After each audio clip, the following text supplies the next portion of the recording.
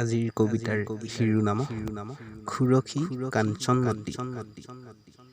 নকৈ সজা জুপুৰিটিৰ বেৰ ছালবোৰ উৰি গ'ল ধুমুহা বতাহ, ধুৱাই দিলে বৰষুণৰ পানীয়ে কেঁচা ভেটি এৰা বাৰিষাৰ বতৰ।